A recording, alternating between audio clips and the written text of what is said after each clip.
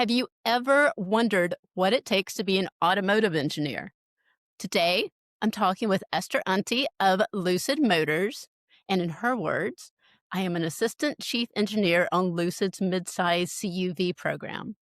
I help engineering teams solve problems and make trade offs. For example, if a team is trying to decide whether to make the car taller so you fit more in the cargo area in the back or make it shorter so that it's more aerodynamic, I help gather up all the pros and cons, discuss various options, and work with the teams to present the data to my boss, the chief engineer, to make a decision.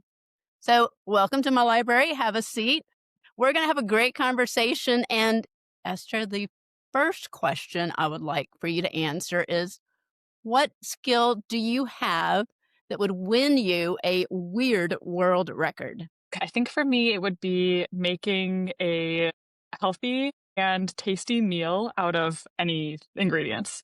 I was traveling a lot for work in my last job, and so it was like impossible to maintain normal groceries in my fridge. But I loved the challenge of coming home and like fishing through the cabinet to find something that would make a meal. Yeah, yeah. Just the weird, obscure things we open the refrigerator and go, okay, I've got these things. I've got to eat dinner. Yeah. Yeah, some call it girl dinner, I call it a challenge. Imagine you're in an elevator. You're not going to do an elevator pitch. Instead, this person looks at you and goes, describe yourself to me in 3 words. This is a tough one, but I think I would say one, artsy, Hmm. two, friendly, Hmm. and three, persistent. Yes. Yes. And I know the artsy part because you use colored pencils to draw. And I love that. Yes, I love colored pencils. I use colored pencils to draw for fun, but I've also used colored pencils to draw mechanical components before I knew how to use computer-aided design. I love that. God. Yeah, and me being an artist, I'd be right there with you. What is the weirdest situation where one of your skills just saved the day? The first thing that came to mind for me is when I was in college, I was doing this like race car program called Formula SAE.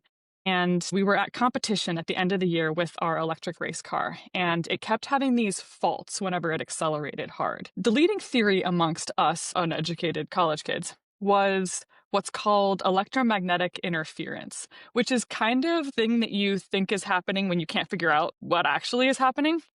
But the working principle is that when you have a ton of electrical current going to a device, that like wire that's sending a lot of electrical current can actually induce currents through a magnetic field in the Hmm. nearby wires. And that meant we thought, at least, that our motor speed sensor was getting corrupted by the fact that the motor was accelerating. So the thing you do to fix electromagnetic interference is you have to shield the sensor wires with some sort of like a copper mesh. But we were in like the middle of Nebraska and we did not have copper mesh, but we did have like lots of scraps of copper wire. So I said, okay, well, what if we did like a 5-strand mesh braid around the sensor wire? And they were like, cool, yeah, does anyone know how to do that? And I was like, no, not at all. But I like knew how to French braid my hair, and I had read a Hmm. lot of those craft books when I was little of like learn how to do this hairstyle. So I just like said, okay, I'm going to give it a shot, and I taped 5 wires to the top of this like sensor cable, and then I just started going. And it was the weirdest like out of body feeling because my hands just started doing it, and then all of a sudden it was like done, and I thought, man, like French braiding, really great skill for electric cars. Girls, keep learning how to French braid your hair. You might save the race team someday. It's also a great way to like keep your hair out of your face when you're doing braiding of copper mesh. Oh yeah, yeah. So this is going to be a hard one for you. I can tell already. What skill do you use that would never fit on a resume but should? For me, it's she goes to therapy. So I started going to therapy a couple years ago when I was like super stressed at work. And I got all that dealt with. I'm like doing super well now. But along the way, I would have never guessed, I learned a ton about people and communication. At the time I was starting therapy, I was also managing a group of 10 people. And we had a really tough project to do in a really short amount of time. And I had to manage all these people, a lot of whom were straight out of college. So this was kind of their first job. And I also had a bunch of individual work that I was tasked with.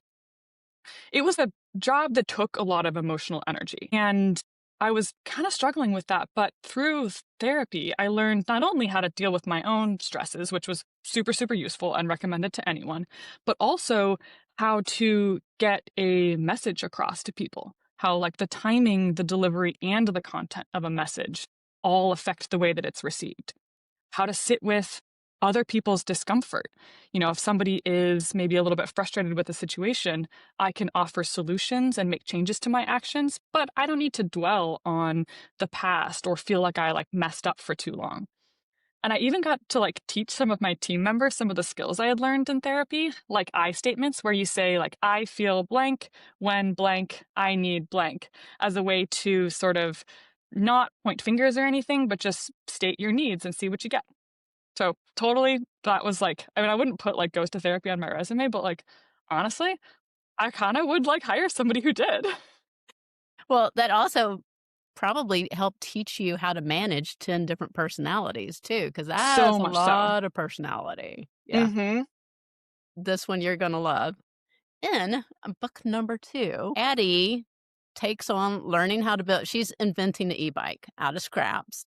I've done that before at the drifting trike.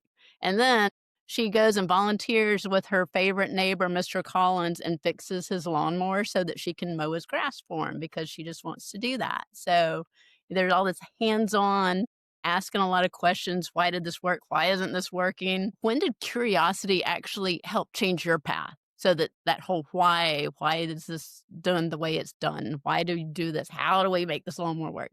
When did that really seep into you and you go, "Okay, curiosity, come to me." Yeah, it's a good question because the career path that I've taken where I was managing those 10 people and doing all the individual work, that was actually a direct result of me kind of like Addie, asking why a lot.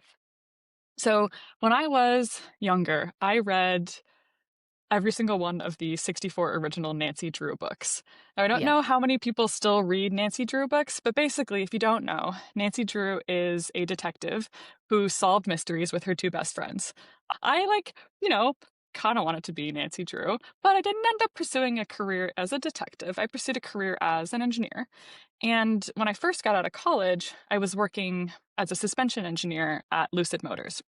Most of my job was to test cars with different suspension components on them and make changes. What in reality happened is that the cars would break a lot, not in a wheel fell off kind of way, but more like electronic problems. So you'd be driving along and all of a sudden the car would stop, or maybe you would go to turn it on in the morning and it just wouldn't turn on. So, okay, as frustrating as it was also a prime opportunity to play Nancy Drew. Every time, Nancy Drew solved problems systematically. And so I tried my best to do my Nancy Drew impression. And whenever we couldn't get a car to turn on, I would think down systematically, what are all the different things that a car needs to turn on? Are all of the important points getting the power that they need? Or are these two important devices talking to one another correctly? Are there any safety checks that didn't get passed?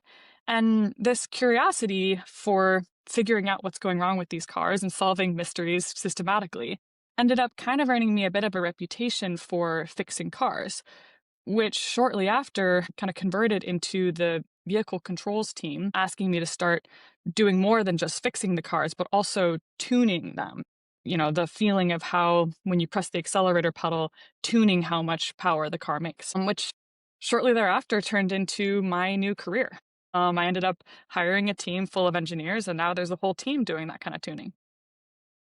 That is so cool. I remember you telling stories about being out on the racetrack and tuning in real time and making changes to the car, so that's and kids, if you didn't hear it at the beginning, she works for Lucid Motors. So go look up Lucid Motors online and take a look at the cars that she's sitting in, the vehicles that she's helping to engineer because they're so cool. Thank you for being on the show with us, Esther. Everyone, seriously, I'm telling you, go check them out. Go see what she does because what she's creating is phenomenal.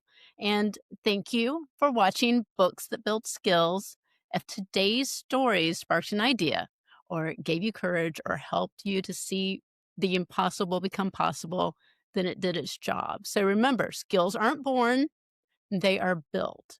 one choice, one challenge, one brave step at a time. So hit subscribe down below, share this with someone who needs it, and keep exploring and building and reading. Read, and dream big. I'm Loxley Brown. This is Books That Build Skills, and you're just getting started.